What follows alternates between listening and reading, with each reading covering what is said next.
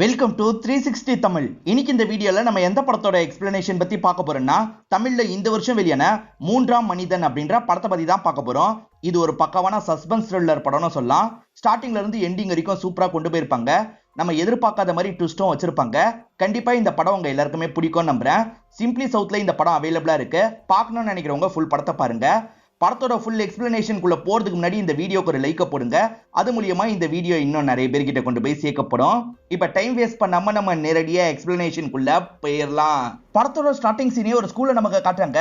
இந்த ஸ்கூல்ல படிக்கிற பையன் தான் ஸ்டேட் ஃபர்ஸ்ட் மார்க் வாங்கியிருப்பான். பேட்டி எடுக்கிறதுக்காக ஆட்கள்லாம் வந்திருக்காங்க. அந்த பையனோட அம்மாவும் இந்த இடத்துல சந்தோஷப்படுறாங்க. ஆனா பையனோட அப்பா இருக்காரு பாத்தீங்களா, சைலண்டா ரெஸ்ட் ரூம் இருக்கிற இடத்துக்கு வந்துடுறாரு. அங்க தண்ணி எல்லாம் மிக்ஸ் பண்ணி சரக்கு வச்சிட்டு இருக்காரு. இந்த மனுஷன் எங்க போனாரு அப்படின்ற மாதிரி ஒய்ஃப் தேடி வராங்க. அப்பதான் இவர் சரக்கு வச்சிட்டு இருக்கிறது தெரிய வருது. இன்னும் கூட நீங்க மாறல அப்படின்ற மாதிரிலாம் ஒய்ஃப் சொல்றாங்க. வாங்கன்ற மாதிரி அந்த இடத்துக்கு கூட்டு வராங்க. வந்த எல்லாருமே இவங்க ரெண்டு பேரையும் பாராட்டுறாங்க. பேட்டி எல்லாம் எடுத்துட்டு இருக்காங்க. இந்த விஷயத்தெல்லாம் ஒரு இன்ஸ்பெக்டர் டிவி மூலியமா கவனிச்சிட்டு இருக்காரு. இந்த இடத்துல சந்தோஷப்படுறாரு. ஏற்கனவே இவங்களுக்கு தெரியும் போல. இப்பதான் சில வருஷத்துக்கு முன்னாடி நடந்த விஷயத்த நமக்கு காட்ட ஆரம்பிக்கிறாங்க. குப்பெல்லாம் பறக்கிற ஒரு நபர் ஒரு இடத்துல இருந்து குப்பையெல்லாம் எடுத்துட்டு இருக்காரு. அப்படி எடுத்துட்டு இருக்க ஒரு விஷயத்த பார்த்து ஷாக் ஆயிடுறாரு. ஏன்னா மனுஷனோட பாகம் இருக்கு பாத்தீங்களா, அதுதான் வெட்டி போட்ட மாதிரி இருக்கு. இதை பாக்குறவர் போலீஸ் ஸ்டேஷனுக்கு தகவலை கொடுத்துடுறாரு. 2-3 இடத்துல இந்த மாதிரி பாகங்கள் கிடைக்குது. யாரோட பாகம்ன்ற மாதிரி செக் பண்ணிட்டு இருக்காங்க. இன்ஸ்பெக்டர் தகவல் கேள்விப்பட்டு இந்த இடத்துக்கு வந்துடுறாரு. தலை கிடைச்சாதானே ஃபேஸை வச்சு கண்டுபிடிக்க முடியும். தலை கிடைக்குதான்றதை தேடி பாருங்க அப்படின்ற மாதிரி ஆட்கள் கிட்ட இன்ஸ்பெக்டர் சொல்லிட்டாரு. ஆட்களும் சரின்ற மாதிரி ஏத்துக்கிறாங்க. காந்தராஜ் அப்படின்ற ஒரு போலீஸ் மிஸ் ஆகுறாரு. அந்த போலீஸோட ஒய்ஃபான ரம்யான்றவங்க கம்ப்ளைண்ட் கொடுத்திருப்பாங்க. இதை பத்தி ஒரு கான்ஸ்டபிள் கால் பண்ணி சொல்லிட்டாரு. ஒருவேளை காந்தராஜ் கூட இறந்து போயிருக்கலாம் அப்படின்ற மாதிரி இன்ஸ்பெக்டர் யோசிக்கிறாரு. இப்ப காந்தராஜோட ஒய்ஃபை பார்க்கறதுக்காக வந்துடுறாரு. ஒய்ஃபோட பேரு ரம்யா அப்படின்றது. காந்தராஜ் எப்பத்துல இருந்து காணோம் அப்படின்ற மாதிரி கேட்கிறாரு. 2-3 நாளா காணோம் அப்படின்ற மாதிரி சொல்றாங்க. உங்க ஹஸ்பண்டுக்கு எதிரிங்கன்னு யாராவது இருக்காங்களா அப்படின்ற மாதிரி இன்ஸ்பெக்டர் கேட்கிறாரு. என் ஹஸ்பண்ட் ரொம்ப சாஃப்டான டைப், அவருக்கு எதிரிங்களா இருக்க வாய்ப்பு இல்லை அப்படின்ற மாதிரி ரம்யா சொல்றாங்க. நீங்க கொஞ்சம் நல்லா யோசிச்சு சொல்லுங்களேன் அப்படின்ற மாதிரி இன்ஸ்பெக்டர் கேட்கிறாரு. இவங்களும் யோசிச்சு பாக்குறாங்க. இவங்க வீட்டுல செல்லமான ஒருத்தங்க வேலைக்காரியா இருந்திருப்பாங்க. அவங்க ஹஸ்பண்டுக்கும் இவங்க ஹஸ்பண்டுக்கும் பிரச்சனை வந்திருக்கும். அதை சொல்ல ஆரம்பிக்கிறாங்க. செல்லம்மாவோட ஹஸ்பண்ட் பேரு ராமர் அப்படின்றது. ராமர் நடந்து வந்துட்டு இருக்கும் போது இவங்க 2 பேர் சேர்ந்து வெளியே போறாங்க. அந்த ராமரும் போதையில காந்தராஜ் கூட சண்டை போட்டுட்டு இருக்காரு. அப்படி சண்டை போட்டுட்டு இருக்கும் போது என் ஒய்ஃப் கூட நீ அஃபேர்ல இருக்கிறது எனக்கு தெரியும் அப்படின்ற மாதிரி சொல்லிட்டாரு. அதை டைரக்டா சொல்ல மாட்டாரு, இன்டைரக்டா சொல்லிட்டாரு. அதனால பெருசா ரம்யாக்கு புரியாம இங்க இருந்து கிளம்பி போறாங்க. அவர் என்ன சொல்லி சொன்னாரோ அந்த விஷயத்தெல்லாம் இன்ஸ்பெக்டர் கிட்ட சொல்றாங்க. அந்த ராமர் சொன்னது உங்களுக்கு புரியலையான்னு இன்ஸ்பெக்டர் கேட்கிறாரு. அவர் போதையில உலர்ன மாதிரி தான் இருந்தது, எனக்கு புரியல அப்படின்ற மாதிரி ரம்யா சொல்றாங்க. சரி, உங்க ஹஸ்பண்ட் உடம்புல எங்கெல்லாம் தழும்பு இருக்கும், எங்கெல்லாம் மச்சம் இருக்கும்னு சொல்ல முடியுமான்னு கேட்கிறாரு. இவங்களும் சில அடையாளத்தெல்லாம் சொல்லிடுறாங்க. அந்த அடையாளம் அந்த பாடியில இருக்கா பாருங்கன்ற மாதிரி ஆட்கள் கிட்ட சொல்லிடுறாரு. இப்ப காந்தராஜ் எங்க போயிருக்காருன்னு தெரியல. காந்தராஜுக்கு யார் கால் பண்ணா, இவர் யாருக்கு கால் பண்ணிருக்காருன்ற லிஸ்ட் எல்லாம் எனக்கு வேணும்னு சொல்லிட்டாரு. அதே சமயம் அந்த ராமரையும் சீக்கிரமா தூக்குங்க அப்படின்ற மாதிரி சொல்லிட்டாரு. அப்படியே கட் பண்ணி அந்த ராமரை காட்டுறாங்க. பார்ல உட்காந்து சரக்கு வச்சிட்டு இருக்காரு.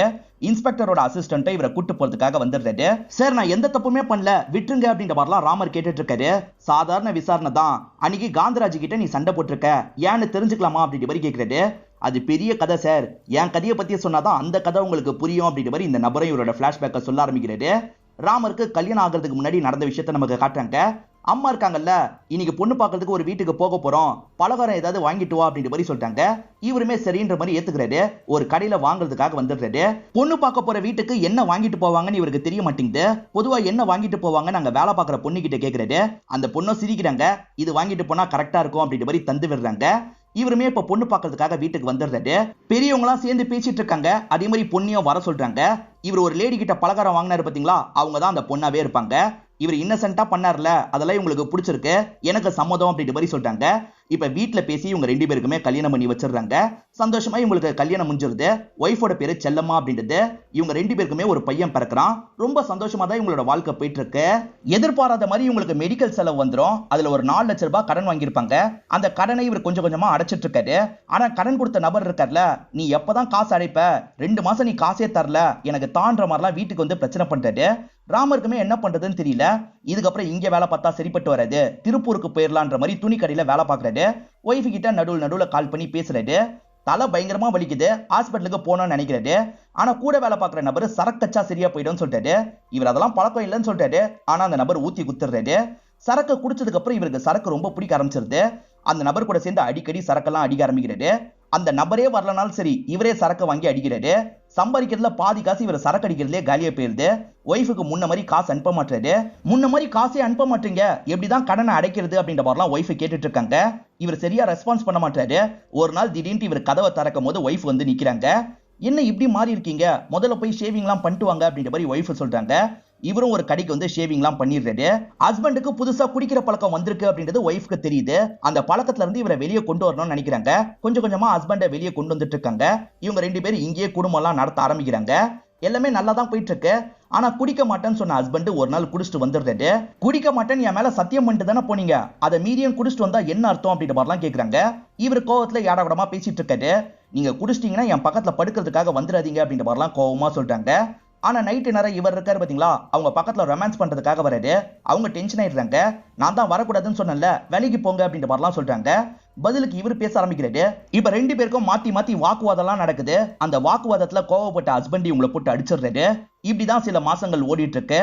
ஒரு நாள் நான் வீட்டுக்கு வரும்போது ஒரு விஷயத்த பார்த்தேன்ற மாதிரி இவர் சொல்ல ஆரம்பிக்கிறாரு. ஒய்ஃப் இருக்காங்கல்ல, ட்ரெஸ் மாத்திட்டு இருக்கும் போது யாரு கூடயோ வீடியோ கால்ல பேசிட்டு இருக்காங்க. பேசிட்டு இருக்க நபர் காந்தராஜா இருப்பாரு. இதெல்லாம் ஜன்னலுக்கு வெளியே இருந்து தான் ராமர் கவனிச்சிருப்பாரு. பயங்கரமா ஷாக் ஆயிருப்பாரு. இதை நினைச்சு ஃபீலிங்கா சரக்கெல்லாம் அடிக்க ஆரம்பிச்சிருப்பாரு. இப்படியே நாட்கள் ஓடிட்டு இருக்கிறத நமக்கு காட்டுறாங்க.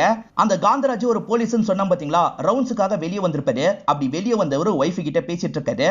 ஹஸ்பண்ட் தூங்கிட்டு இருக்காருன்னு நினைச்சு ஒய்ஃபும் பேசிட்டு இருக்காங்க. ஆனா இவர் தூங்காம அவங்க 2 பேர் பேசிக்கிறத கேட்டிருப்பாரு. இந்த மாதிரி சமயத்துல தான் நடந்து வந்துட்டு இருக்கும் போது 2 பேருமே வெளியே போறத பாத்துருப்பாரு. அதனால தான் உன் ஹஸ்பண்ட் அஃபேர்ல இருக்கான்ற மாதிரிலாம் சொல்லியிருப்பாரு. ஆனா நான் சொன்னது கொஞ்சம் கூட அந்த அம்மாக்கு புரியல அப்படின்ற மாதிரிலாம் ராமர் சொல்லிட்டாரு. ஆக மொத்தத்துல காந்தராஜ் மேல நீ செம்ம கோவத்துல இருந்திருக்க, அதனால தான் காந்தராஜ கொடூரமா சாவடிச்சிருக்க அப்படிதானேன்னு கேக்குறாரு. இது காந்தராஜ் செத்து போயிட்டாரா? நான் கோவத்துல இருந்தது உண்மைதான், ஆனா கொலை பண்ற அளவுக்குலாம் எனக்கு தைரியம் இல்லைன்னு சொல்லிட்டாரு. இவங்களுக்கு துண்டு துண்டா பாகம் கிடைக்குது பாத்தீங்களா, அது காந்தராஜோட பாடியா இருக்க தான் வாய்ப்பு இருக்குன்ற மாதிரி இன்ஸ்பெக்டர் நினைக்கிறாரு. அதனால தான் இவரை கார்னர் பண்ற மாதிரி கேள்வி கேட்கிறாரு. ஆனா இவன் நான் பண்ணவே இல்லைன்னு சொல்றான். சார் எனக்கு என்னமோ இவன் தான் பண்ணிருப்பான்னு தோணுதுன்னு கான்ஸ்டபிள் சொல்றாரு. எனக்கு அப்படி தோணல, இவனை அனுப்பி விடுங்க அப்படின்ற மாதிரி சொல்றாரு. உடல் பாகம்லாம் கிடைச்சது பாத்தீங்களா, அதுக்கு பக்கத்துல இருக்க ஒரு இடத்துல தான் தலை கிடைச்சிருக்கும். இன்ஸ்பெக்டரும் இது மூலியமா ஏதாவது தெரிய வந்ததா அப்படின்னு கேக்குறாரு. இல்ல சார், தலையை எரிச்சிருக்காங்க, அடையாளம் கண்டுபிடிக்க கூடாதுன்றதுக்காகவே இப்படி பண்ணிருக்காங்க, நம்ம டெஸ்ட்டுக்கு தான் அனுப்பணும் அப்படின்ற மாதிரிலாம் சொல்றாரு. இன்ஸ்பெக்டர் இருக்கார்ல, ரம்யாவோட கால் லாகையும் செக் பண்ண சொல்லியிருப்பாரு. ரம்யா அடிக்கடி கௌதம் அப்படின்ற ஒரு நபர்கிட்ட பேசிட்டு இருக்கிறது தெரிய வருது. அந்த கௌதமோட அட்ரஸை உடனே அனுப்புங்க அப்படின்ற மாதிரி இன்ஸ்பெக்டர் கேட்கிறாரு. சரி சார் அப்படின்ற மாதிரி அந்த லேடி கான்ஸ்டபிள் அனுப்பி வச்சிடுறாங்க. இப்ப இவரும் கிளம்பி கௌதம பாக்குறதுக்காக வந்துடுறாரு. இந்த கௌதமும் ஒரு ஹாஸ்பிட்டல்ல லேப் அசிஸ்டண்டா வேலை பார்ப்பாரு. அதே ஹாஸ்பிட்டல்ல தான் ரம்யா வந்து நர்ஸா வேலை பார்த்துட்டு இருக்காங்க. உங்க 2 பேருக்கு என்ன பழக்கம் அப்படின்ற மாதிரி இன்ஸ்பெக்டர் கேட்கிறாரு. 2 பேருமே ஒரே இடத்துல வேலை பார்க்கறோம், அவ்வளவுதான் பழக்கம் அப்படின்ற மாதிரி இவரும் சொல்லிட்டாரு. அப்படி தெரியலையே, 2 பேருமே மணிக்கணக்கா போன்ல பேசியிருக்கீங்க, ஒழுங்கா சொல்லு இல்லைன்னா ஸ்டேஷனுக்கு கூட்டு போனோம் அப்படின்ற மாதிரி இன்ஸ்பெக்டர் மிரட்டுறாரு. இவர் மிரட்டுறதுனால கௌதமோ பயப்படுறாரு. இப்பதான் கௌதமோ என்னாச்சு அப்படின்றத சொல்ல ஆரம்பிக்கிறாரு. ரம்யா பெருசா கௌதம் கிட்ட பேசவே மாட்டாங்க. ஆனா ஒரு நாள் கௌதம பாக்குறதுக்காக வராங்க. எனக்காக ஒரு விஷயத்த டெஸ்ட் பண்ணும் அப்படின்ற மாதிரி சொல்றாங்க. பண்ணலாம் தாங்கன்ற மாதிரி கேட்கிறாரு. இல்ல இதை ரொம்ப சீக்கிரட்டா வச்சுக்கணும்னு சொல்றாங்க. அதுக்கும் இவர் சரின்ற மாதிரி ஏத்துக்கிறாரு. அவங்க ஒரு டிஷ்யூ பேப்பரை தராங்க. இல்ல விந்தணுக்கள் இருக்கா பார்க்கணும் அப்படின்ற மாதிரி சொல்றாங்க. சரின்ற மாதிரி அவர் ஏத்துக்கிறாரு. உண்மையில அந்த டிஷ்யூ பேப்பர்ல சளி மட்டும் தான் இருக்கும். ஆனா இவர் விந்தணு இருக்கிறதா போய் சொல்லலாம்னு நினைக்கிறாரு. அப்பதான் அவங்க கிட்ட இருந்து விஷயத்தை கறக்க முடியும்ன்றதுக்காக தான் இப்படி யோசிக்கிறாரு. இப்ப கால் பண்ணி நீங்க சொன்ன மாதிரியே விந்தணு தான் இருந்தது அப்படின்ற மாதிரி சொல்லிட்டாரு. நான் நினைச்ச மாதிரி நடந்துருச்சு அப்படின்ற மாதிரி ரம்யா புலம்ப ஆரம்பிக்கிறாங்க. இவரும் என்னாச்சு என்கிட்ட ஷேர் பண்ணுங்க அப்படின்ற மாதிரிலாம் அக்கறையா பேசுறாரு. இதனால ரம்யாவும் சில விஷயங்களை சொல்ல ஆரம்பிக்கிறாங்க. அதாவது இவங்க ஹஸ்பண்டுக்கும் வீட்டுல வேலை பார்க்குற செல்லம்மாக்கும் அஃபேர் போறதா நினைக்கிறாங்க. இதெல்லாம் நினைச்சு ரொம்ப சோகமா இவர்கிட்ட பேசிட்டு இருக்காங்க. இவரும் ஆறுதல் சொல்ற மாதிரி இவங்க கிட்ட க்ளோஸா பேசுறாரு. அஃபேர் போதா இல்லையான்னு கண்டுபிடிக்கணும்ன்ற மாதிரி ரம்யா யோசிக்கிறாங்க. என்கிட்ட ஒரு வழி இருக்குன்ற மாதிரி கௌதம் சொல்லிட்டாரு. சீக்கிரட்டா கேமராவை செட் பண்ணி வச்சிருவோம், அவங்க 2 பேர் க்ளோஸா இருந்தாங்கன்னா தெரிஞ்சிடும்ல அப்படின்ற மாதிரி சொல்லிட்டாரு. இவங்களும் சரின்ற மாதிரி ஏத்துக்கிறாங்க. இவரும் கேமராவெல்லாம் செட் பண்ணி வச்சிடுறாரு. அந்த கேமரா மூலியமா பார்க்கும்போது 2 பேருமே அஃபேர்லாம் இல்லைன்றது கன்ஃபார்ம் ஆயிடும். அதனால முன்ன மாதிரி ரம்யா என்கிட்ட பேசல, ஆனா கேமராவை செட் பண்றதுக்காக போகும்போது நான் வேற ஒரு வேலை பண்ணேன் அப்படின்ற மாதிரி கௌதம் சொல்றான். அவன் ஆள்ல மட்டும் கேமராவை செட் பண்ணிருக்க மாட்டான், பாத்ரூம்லயும் கேமராவை செட் பண்ணிருப்பான். அவங்க குளிக்கிறத வீடியோவா எடுத்து வச்சிருப்பான். இந்த வீடியோ வச்சு அவளை மிரட்டலாம் அப்படின்ற மாதிரிலாம் யோசிச்சிருப்பான். இந்த வீடியோவை ரம்யாக்கு அனுப்பி வச்சிடறான். பாக்குற ரம்யா செம்மையா ஷாக் ஆயிடுறாங்க. உன்னை நம்பி தானே இந்த விஷயத்தெல்லாம் ஷேர் பண்ண, எதுக்காக இந்த மாதிரிலாம் பண்ற அப்படின்ற மாதிரி கேட்கறாங்க. உன்கிட்ட நேரடியா வந்து பேசணும் அப்படின்ற மாதிரி இவனும் வீட்டுக்கு வந்துடுறான். இவங்க தனிப்பட்ட முறையில இவங்க குடும்ப கஷ்டத்தெல்லாம் சொன்னாங்க பாத்தீங்களா, அதையும் இவன் கால் ரெக்கார்டிங் பண்ணி வச்சிருப்பான். இதெல்லாம் வெளியே போச்சுன்னா உனக்கும் உன்னோட குடும்பத்துக்கும் தான் அசிங்கம், இதை நமக்குள்ளேயே முடிச்சுக்கலாம், என்ன சொல்ற அப்படின்ற மாதிரிலாம் அட்ஜஸ்ட்மெண்ட்டுக்காக இவங்க கிட்ட கேட்கறான். இவங்களுக்கு என்ன பண்றதுன்னு தெரியல, எனக்கு யோசிக்க டைம் வேணும் அப்படின்ற மாதிரி சொல்றாங்க. பொறுமையா யோசின்ற மாதிரி கிளம்பிடுறான். ஒரு நாள் கௌதம் வீட்டுல இருக்கும் போது ரெண்டு பசங்க வீட்டுக்குள்ள நுழையிறாங்க. ஒரு பையன் கத்திய வச்சு கௌதம மிரட்டிட்டு இருக்கான். இன்னொன்னு பையன் இருக்கான் பாத்தீங்களா, கௌதமோட போனு லேப்டாப்னு எல்லாத்தையும் எடுத்து வச்சிட்டு இருக்கான். யார் அனுப்புனா? அந்த ரம்யா தானே அனுப்புனா அப்படின்ற மாதிரிலாம் இவர் கேட்கிறாரு. ஆனா அவனுங்க பதிலுக்கு எதுவுமே பேச மாட்டாங்க. போனு லேப்டாப்லாம் எடுத்துக்கிறாங்க. அதே மாதிரி போகும்போது இவரோட விரலை வெட்டி விட்டு போயிடுறாங்க. கண்டிப்பா இது அந்த ரம்யாவோட வேலை தான் அப்படின்ற மாதிரி சொல்லிட்டு இருக்காரு. இன்ஸ்பெக்டரா இவர் சொல்றதை கேட்டு ஷாக் ஆகுறாரு. விரலை வெட்டி இருக்காங்க, ஏன் கம்ப்ளைண்ட் கொடுக்கல அப்படின்ற மாதிரி கேட்கிறாரு. கம்ப்ளைண்ட் கொடுத்தா நான் பண்ணதை பத்தியும் சொல்ல வேண்டி வரும்ல, அதனால தான் கம்ப்ளைண்ட் கொடுக்கல. கண்டிப்பா அந்த காந்தராஜோட கதையை இவ தான் முடிச்சிருக்க வாய்ப்பு இருக்கு அப்படின்ற மாதிரிலாம் கோவமா சொல்றாரு. ரெண்டு பசங்க வந்ததா சொன்னீங்கல்ல, அந்த ரெண்டு பசங்களை அடையாளம் காட்ட முடியுமான்னு இன்ஸ்பெக்டர் கேட்கிறாரு. எனக்கு நல்லா அவனுங்களை அடையாளம் தெரியும் சார், நான் பார்த்தா சொல்லிடுவேன் அப்படின்ற மாதிரி சொல்லிட்டாரு. சரி நான் வரேன்ற மாதிரி இன்ஸ்பெக்டர் இங்க இருந்து கிளம்புறாரு. இப்ப இன்ஸ்பெக்டர் ரம்யா கிட்ட பேசுறதுக்காக தான் வந்திருக்காரு. ஹஸ்பண்ட் காணாம போனதுல யார் மேல சந்தேகம் இருக்குன்னு கேட்டிருப்பாரு. இவங்க கௌதமோட பேரை சொல்லியிருக்க மாட்டாங்க. அதே மாதிரி கௌதம் பண்ண எல்லா விஷயத்தையும் மறைச்சிருப்பாங்க. எதுக்காக கௌதம் பண்ண எல்லா விஷயத்தையும் மறைச்சிங்க அப்படின்ற மாதிரி கேட்கிறாரு. அது தெரியாம நடந்த தப்பு சார், அதனால தான் அதை மறைச்சேன். அதே சமயம் ஹஸ்பண்ட் காணாமனதுக்கும் இதுக்கும் சம்பந்தம் இருக்காதுன்னு நினைச்சேன் அப்படின்ற மாதிரி சொல்லிட்டாங்க. சரி கௌதம்க்கும் உங்களுக்கும் என்னாச்சு தெளிவா சொல்லுங்க அப்படின்ற மாதிரி கேட்கிறாரு. ரம்யாவோட தங்கச்சி புதுசா ஒரு வீடு வாங்கியிருப்பாங்க, அதை பத்தி ஹஸ்பண்ட் கிட்ட சொல்லிட்டாங்க. நம்மளும் புதுசா ஒரு வீடு வாங்கலாம்னு சொல்லிட்டாங்க. இந்த வீட்டுக்கான லோனே இன்னும் முடியல, புது வீடு வேறையா, அதெல்லாம் இப்போதைக்கு தேவையில்லை அப்படின்ற மாதிரி ஹஸ்பண்ட் சொல்லிட்டாரு. இது ரிலேட்டடா இவங்க ரெண்டு பேருக்குள்ளயும் ஆர்குமெண்ட்லாம் வருது. எப்ப பாரு பணம் பணம் தான் கேட்டுக்கிட்டே இருப்பியான்ற மாதிரி ஹஸ்பண்ட் கோவமா இங்க இருந்து எந்திரிச்சு போயிடுறாரு. இதனால இவங்க ரெண்டு பேருக்குள்ளயும் பேச்சு கொஞ்சம் கட் ஆயிருது. பெருசா இவங்க ரெண்டு பேருமே கம்யூனிகேட் பண்ணிக்காம தான் இருக்காங்க. இப்ப வேற ஒரு நாள் இவங்க ரெண்டு பேருக்குள்ளயும் சண்டை ஏற்படுது. ஹஸ்பண்ட் கோவமா கிளம்பிடுறாரு. இதெல்லாம் இந்த வேலைக்காரி செல்லமா கவனிச்சிருப்பாங்க. ஏமா ஐயா கிட்ட தேவையில்லாம கோவப்படுறீங்கன்னு கேக்குறாங்க. பின்ன அவர் பண்றது மட்டும் கரெக்டா அப்படின்ற மாதிரி இவங்களும் பதிலுக்கு கோவப்படுறாங்க. அடிக்கடி அந்த வேலைக்காரி இருக்கா பாத்தீங்களா, ஹஸ்பண்டுக்கே சப்போர்ட் பண்ணிட்டு இருக்கா. இதெல்லாம் பெருசா இவங்களுக்கு பிடிக்க மாட்டேங்குது. வேலைக்காரிக்கிட்டே இந்த விஷயத்த நேரடியா சொல்லிடுறாங்க. வேற ஒரு நாள் தெரிஞ்ச ஒரு ஆன்ட்டியை பாக்குறாங்க. அந்த ஆன்ட்டி இருக்காங்கல்ல, உன் ஹஸ்பண்டும் அந்த வேலைக்காரியும் சேர்ந்து ஒரு ஹாஸ்பிட்டலுக்கு போனதை பார்த்தேன், ஏன் எதுக்குன்னு தெரியல அப்படின்ற மாதிரிலாம் சொல்லிட்டாங்க. இந்த ஆன்ட்டி சொன்னதுனால ரெண்டு பேருக்குள்ளேயும் அஃபேர் போகுமான்ற மாதிரி ரம்யாக்கு லைட்டா டவுட் வந்துருது. இப்ப வீட்டுல நடக்கிறத நமக்கு காட்டுறாங்க. வேலை பார்த்துட்டு இருக்கும் போது செல்லமா இருக்காங்கல்ல, ஒரு பாட்டில கீழே போட்டு உடைச்சிடுறாங்க. அது மிளகா பாட்டிலா இருக்கும். இப்ப அந்த பாட்டில் எல்லாம் கிளீன் பண்ணிட்டு இருக்காங்க. இவருமே ரூம்க்கு வந்து என்னாச்சு அப்படின்ற மாதிரிலாம் கேட்கறாரு. அப்ப மிளகா நெடி மூக்குல ஏறிடுது. ஒரு டிஷ்யூ எடுத்து மூக்க சீந்துறாரு. இப்ப குப்பை தொட்டியில போடலாம் தூக்கி எறிறாரு. ஆனா அது பக்கத்துல போய் விழுந்துருது. இந்த சமயம் தான் ரம்யா இருக்காங்கல்ல, வீட்டுக்கு வந்து சேர்றாங்க. என்னாச்சு அப்படின்ற மாதிரிலாம் உள்ள வந்து கேக்குறாங்க. பாட்டில் உடஞ்சிருச்சு அப்படின்ற மாதிரி செல்லமா சொல்லிட்டாங்க. ஆனா இவங்களுக்கு வேற மாதிரி தோணுது. ஏன்னா இவங்க வேலை பார்த்துட்டு இருக்கும் போது ஹஸ்பண்ட் பின்னாடி வந்து ரொமான்ஸ் பண்ணிருப்பாரு. அப்போ ஒரு பொருள் உடஞ்சிருக்கும். அதே மாதிரி இப்ப உடஞ்சிருந்தா என்ன பண்றது அப்படின்ற மாதிரிலாம் யோசிக்கிறாங்க. அதே மாதிரி டிஷ்யூ பேப்பரை குப்பை தொட்டியில போட மாட்டியான்னு கேக்குறாங்க. நான் யூஸ் பண்ணலாமா, ஐயா தான் யூஸ் பண்ணரு அப்படின்ற மாதிரி செல்லமா சொல்றாங்க. இப்பயும் இந்த ரம்யாவுக்கு ஒரு விஷயம் தோண ஆரம்பிக்குது. ஆக்சுவலா இவங்க ரெண்டு பேர் பிசிக்கல் ரிலேஷன்ஷிப்லாம் வச்சு முடிச்சிருவாங்க. ரம்யா பாத்ரூம்க்குலாம் போய் வாஷ் பண்ணிட்டு வந்திருப்பாங்க. ஆனா இவர் இருக்காரு பாத்தீங்களா, டிஷ்யூ பேப்பர்லயே அதை மடிச்சு போட்டிருப்பாரு. சோ அந்த மாதிரி மடிச்சு போட்டிருந்தா என்ன பண்றது, இதுல விந்தணு கூட இருக்க வாய்ப்பு இருக்குன்ற மாதிரி தான் கௌதம் கிட்ட தந்திருப்பாங்க. கௌதம் ஏமாத்திட்டார்ல, அதனால இன்னும் இவங்களுக்கு பயம் வந்துடும். அதனால தான் கேமராவை செட் பண்றதுக்கு இவங்க ஏத்திருப்பாங்க. கேமரா மூலியமா ரெண்டு பேரோட ஆக்டிவிட்டியும் கவனிக்கிறாங்க. ரெண்டு பேருமே அவங்கவுங்க வேலையை தான் பாக்குறாங்க. மத்தபடி அவங்க ரெண்டு பேருக்குள்ளயும் பழக்கம் போற மாதிரி எதுவுமே தெரியல. நம்ம தான் தேவையில்லாம சந்தேகப்பட்டுட்டோம் அப்படின்ற மாதிரி ரம்யாவும் ஃபீல் பண்ணிட்டு இருக்காங்க. எல்லாம் நல்லா போயிட்டு இருக்கும் போதுதான் கௌதம் இவங்களை மிரட்ட ஆரம்பிச்சிருப்பாரு. என்ன பண்றதுன்னு தெரியாம இவங்களும் பயங்கரமா முடிச்சிட்டு இருப்பாங்க. இதெல்லாம் கேட்டுட்டு இருக்க இன்ஸ்பெக்டர் இருக்காருல்ல, அதனால தான் ரெண்டு பசங்களை செட் பண்ணி அவனோட விரலை வெட்டிட்டீங்களா அப்படின்ற மாதிரி கேட்கிறாரு. சார் இதே தான் கௌதமும் சொன்னா, அந்த ரெண்டு பசங்களுக்கும் எனக்கும் சம்பந்தம் கிடையாது, நான் அந்த மாதிரி எந்த ஒரு விஷயத்தையும் பண்ணல அப்படின்ற மாதிரி சொல்றாங்க. இப்பயாவது உண்மையை தானே சொல்றீங்கன்னு கேட்கிறாரு. ஆமான்ற மாதிரி அவங்க சொல்றாங்க. இப்பதான் இவரோட அசிஸ்டன்ட் கிட்ட இருந்து இவருக்கு கால் வருது. காந்தராஜோட போன் இருக்கு பாத்தீங்களா, பார்ல வேலை பார்க்குற ஒரு பையன் கிட்ட தான் கிடைச்சிருக்கும். அந்த பையன் என்ன சொல்றான்னா, வேற ஒரு நபர் தான் என்கிட்ட வித்தாருன்னு சொல்றான். அந்த நபரை ட்ரேஸ் பண்றதுக்காக தான் சார் நாங்க பார்த்துட்டு இருக்கோம், கண்டுபிடிச்சா உங்ககிட்ட சொல்றோம் அப்படின்ற மாதிரி ஆட்கள் சொல்றாங்க. எனக்கு போனை வித்தவர் அடிக்கடி இந்த பாருக்கு வருவாரு, வந்தா அடையாளம் காட்டுறேன் அப்படின்ற மாதிரி பையன் சொல்லியிருப்பான். இதனால போலீஸுங்களாம் வெயிட் பண்ணிட்டு இருக்காங்க. ராமர் குடிக்கிறதுக்காக வராரு, இவர் தான் அப்படின்ற மாதிரி அந்த பையன் அடையாளம் கட்டிடுறான். இதனால ராமரை உங்க ஸ்டேஷனுக்கு கூட்டு வந்துடுறாங்க. அந்த பையன் கிட்ட ஒரு போனை வித்தல்ல, அது காந்தராஜோட போனு. காந்தராஜ் போனு வாங்கிட்டு எப்படி வந்தது அப்படின்ற மாதிரி கேட்கிறாரு. எனக்கு சத்தியமா தெரியாது, என் ஒய்ஃபோட போன் வீட்டுல இருந்தது, அதை வித்து தான் சரக்கு அடிச்சேன், என் ஒய்ஃபை தான் கேட்கணும் அப்படின்ற மாதிரி சொல்லிட்டாரு. சரி ஒய்ஃபை வர வச்சு பேசி பார்க்கலான்ற மாதிரி இன்ஸ்பெக்டர் யோசிக்கிறாரு.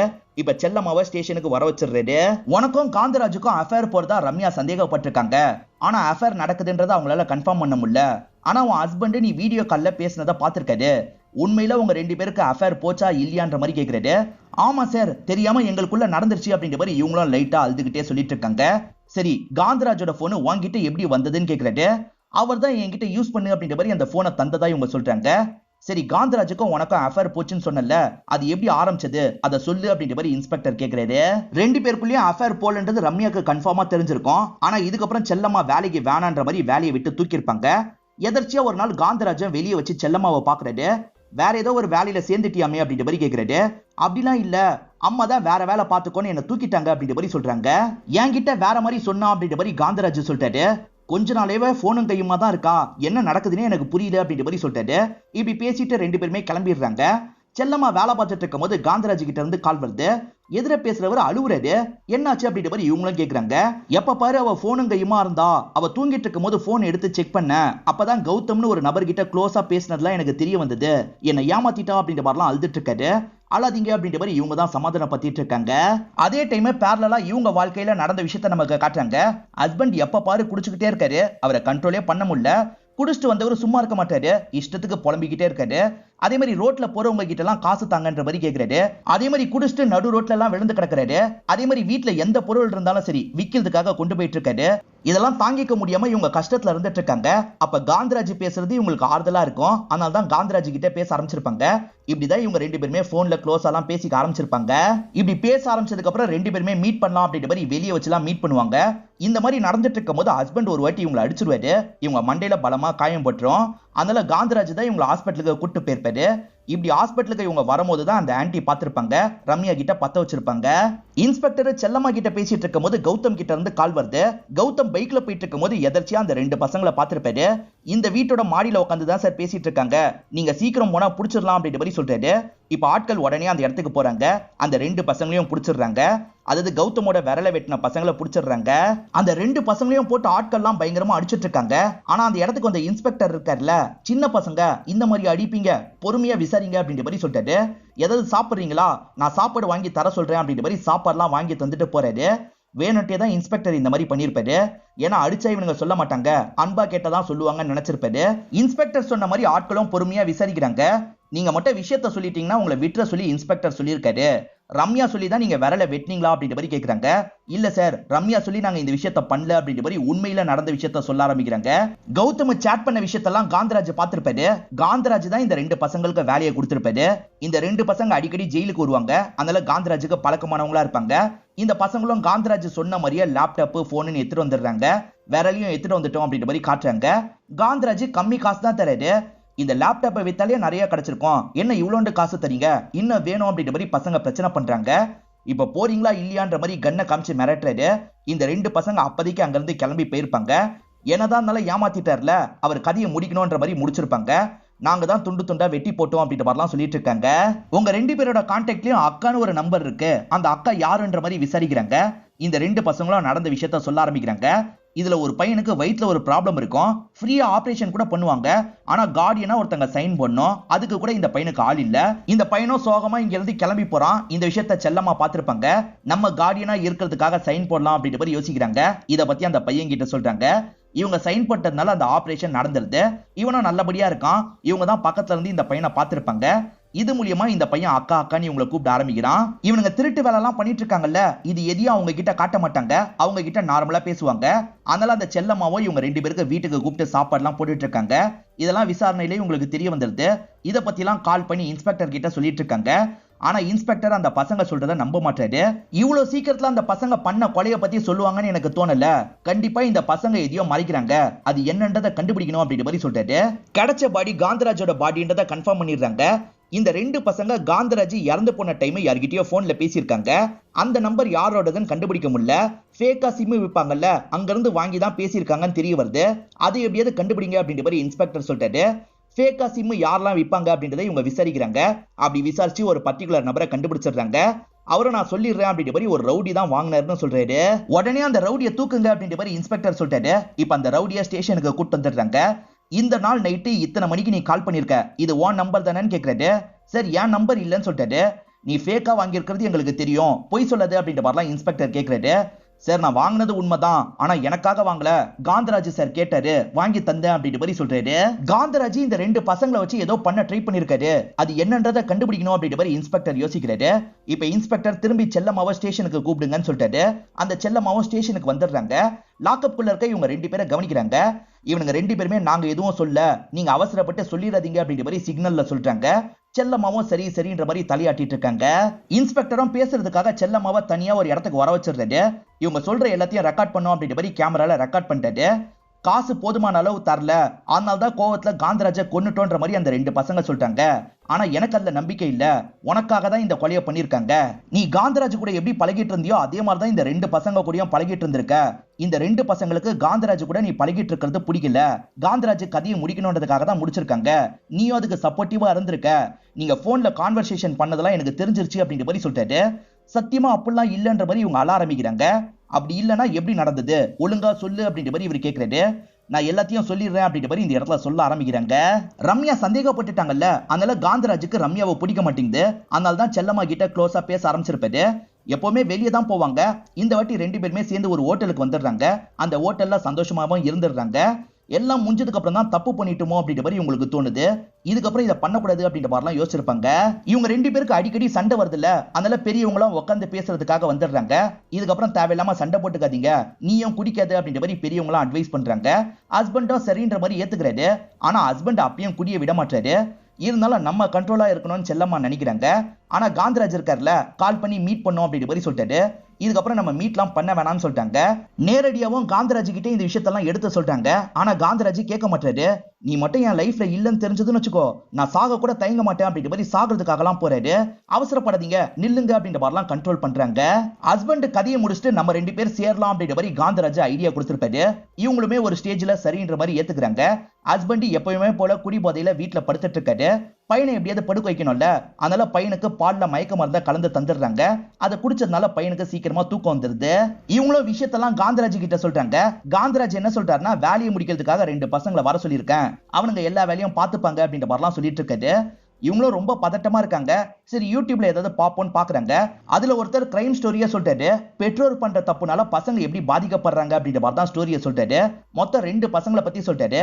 அந்த ரெண்டு பசங்க வீட்லயும் அஃபேர்லாம் ஏற்பட்டிருக்கும், அதனால கொலை வரைக்கும் போயிருக்கும். அதனால அந்த பசங்களோட ஃபியூச்சரே பாதிக்கப்பட்டிருக்கும். அந்த பசங்க சின்ன வயசுல இந்த மாதிரி இன்ஃப்ளூயன்ஸ் ஆனாங்கல்ல, அதனால அவங்க குற்றவாளியா மாறி இருப்பாங்க.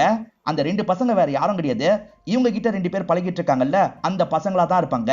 இதெல்லாம் பார்த்துட்டு இருக்க இவங்களும் பயங்கரமா ஷாக் ஆயிடுறாங்க. நம்ம பண்ணிட்டு இருக்க இந்த தப்புனால நம்ம பையனோட லைஃப் தான் ஸ்பாயில் ஆகும், இதுக்கப்புறம் இந்த விஷயத்த பண்ணக்கூடாது, இதை இதோட நிறுத்தணும் அப்படின்ற மாதிரிலாம் இவங்க யோசிக்கிறாங்க.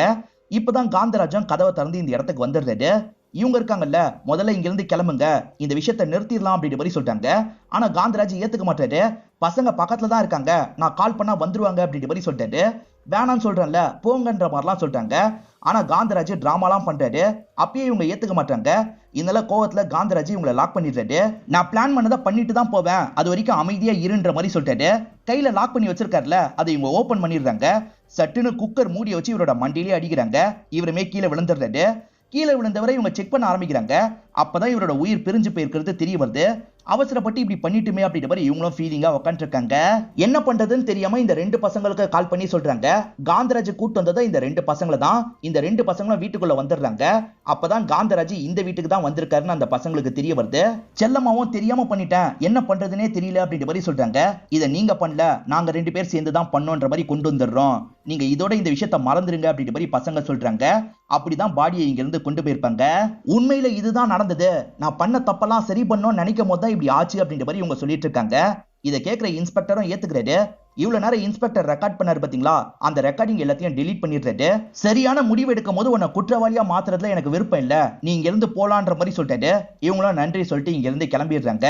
இவர் பிரசன்ட்ல ஒரு நியூஸை பார்த்தாரு பாத்தீங்களா, அந்த நியூஸ்ல இவங்களோட பையனை பத்தி தான் சொல்லியிருப்பாங்க, அதனால தான் ஸ்மைல் பண்றாரு. செல்லம்மா பையன் ஸ்டேட் ஃபர்ஸ்ட் வாங்கிட்டாரு பாத்தீங்களா, அதனால இந்த ரெண்டு பசங்க கிட்ட காட்டுறதுக்காக ஜெயிலுக்கு கூட்டு வந்திருக்காங்க. இங்கெல்லாம் எதுக்காக கூட்டு வந்தீங்க, முதல்ல இங்க இருந்து கூட்டு போங்க அப்படின்ற மாதிரி ரெண்டு பசங்க சொல்லிட்டாங்க. நீங்க மட்டும் இல்லைன்னா இதெல்லாம் நடந்திருக்காதுல்ல, அதனால தான் அப்படின்ற மாதிரி செல்லம்மாவும் சொல்லிட்டாங்க. சரிக்கா நீங்க கிளம்புங்க அப்படின்ற மாதிரி இந்த ரெண்டு பசங்களும் அனுப்பி வைக்கிறாங்க. செல்லம்மா இங்க இருந்து கிளம்புறதோட படத்தை முடிச்சிடுறாங்க. இந்த படம் உங்க எல்லாருக்குமே பிடிச்சிருக்கோம் நம்புறேன். இந்த வீடியோ உங்களுக்கு பிடிச்சிருந்ததுன்னா லைக் பண்ணுங்க, கமெண்ட் பண்ணுங்க, மறக்காம 360 தமிழ் சேனலை சப்ஸ்கிரைப் பண்ணுங்க. தொடர்ச்சியா இந்த மாதிரி வீடியோக்கள் வந்துகிட்டே தான் இருக்கும்.